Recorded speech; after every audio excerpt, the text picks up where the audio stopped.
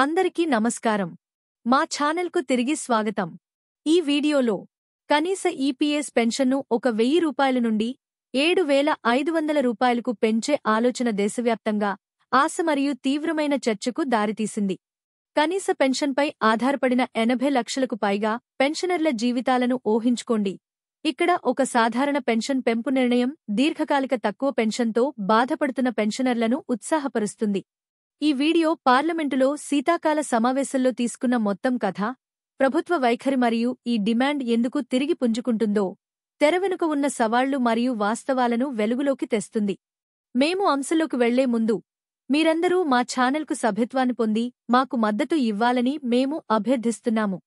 Employees pension scheme లేదా EPS 95 భారతదేశంలోనే అతిపెద్ద పెన్షన్ ప్రోగ్రాం.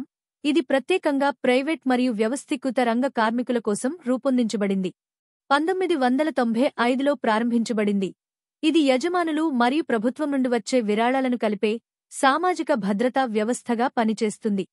ఉద్యోగుల వేతనాలలో యజమానులు 8.33% వాటా చెల్లిస్తుండగా, కేంద్ర ప్రభుత్వం 1.16% వాటాను జోడిస్తుంది. దీనిని 15,000 రూపాయలు వరకు పరిమితం చేస్తుంది. పదవీ విరమణ తర్వాత పెన్షన్ ప్రయోజనాలకు హామీ ఇవ్వడానికి ఈ పథకం స్థాపించబడింది. కాని ఒక క్లిష్టమైన సమస్య సంవత్సరాలుగా కొనసాగుతోంది. ద్రవ్యోల్బణం పెరుగుతున్నప్పటికీ మరియు జీవన వ్యయాలు పెరుగుతున్నప్పటికీ కనీస పెన్షన్ మొత్తం 2014 నుండి 1,000 రూపాయలు వద్ద నిలిచిపోయింది. దీర్ఘకాలిక సేవల తర్వాత గౌరవప్రదమైన జీవితాన్ని గడపడానికి 1,000 రూపాయలు సరిపోదని వాదించే పెన్షనర్లు, వారిలో చాలామంది తక్కువ ఆదాయ రంగాలకు చెందినవారు. దీని నుండి నిరంతర డిమాండ్ వస్తోంది.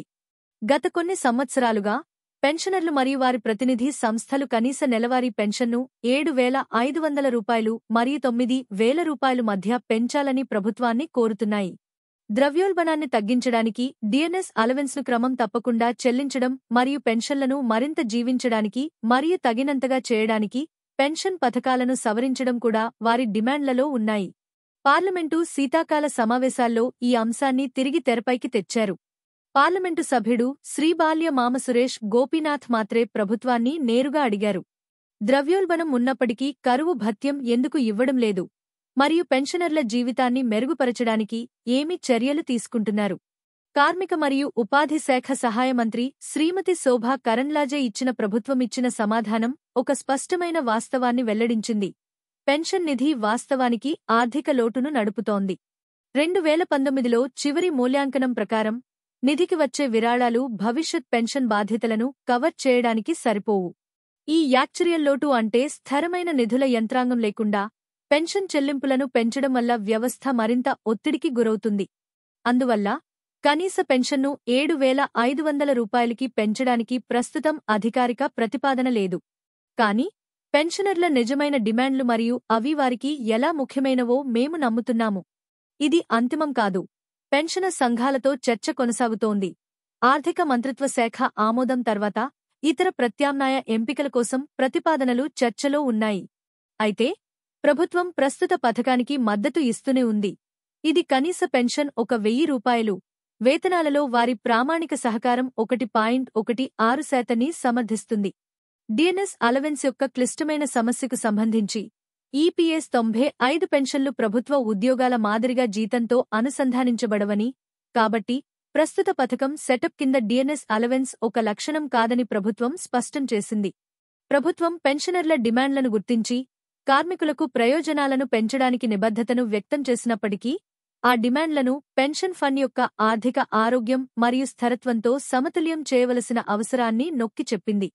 దురదృష్టవశాత్తు పెన్షన్ నిర్మాణాన్ని మెరుగుపరచడానికి లేదా లెక్కలేనన్ని పదవీ విరమణ చేసినవారు ఎదుర్కొంటున్న పెరుగుతున్న జీవన వ్యయాన్ని తీర్చడానికి స్పష్టమైన కాలక్రమం లేదా నిర్దిష్ట ప్రణాళికలు అందించబడలేదు. ఈపీఎస్ 95 పెన్షన్ సమస్య పదే పదే తిరిగి వచ్చింది ఎందుకంటే ఇది భారతదేశంలోని అతిపెద్ద పదవీ విరమణ చేసిన సమూహాలలో ఒకదానిని ప్రభావితం చేస్తుంది.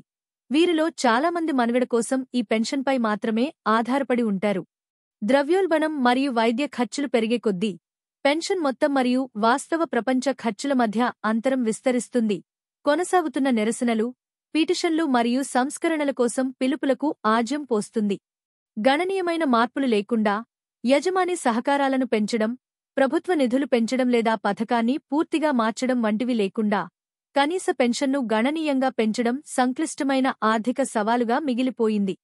భారతదేశంలో పెన్షన్ విధానాల వెనుక ఉన్న లోతైన ఆర్థిక ఉద్రిక్తతలను మరియు మరింత సురక్షితమైన మరియు గౌరవప్రదమైన పదవీ విరమణ కోసం ఆశిస్తున్న లక్షలాది మంది పదవీ విరమణ చేసిన కార్మికుల భవిష్యత్తు ఎలా ఉంటుందో అర్థం చేసుకోవాలనుకుంటే వేచి ఉండండి. ఈ సమాచారం మీకు విలువైనదిగా అనిపిస్తే దయచేసి మీ వాట్సాప్ మరియు ఫేస్బుక్ గ్రూపులలో షేర్ చేయండి. మీ ప్రశ్నలతో క్రింద వ్యాఖ్యానించండి మరియు వాస్తవ ఆధారిత నవీకరణల కోసం సభ్యత్వాన్ని పొందడం మర్చిపోవద్దు. ఈ వీడియో చూసినందుకు ధన్యవాదాలు.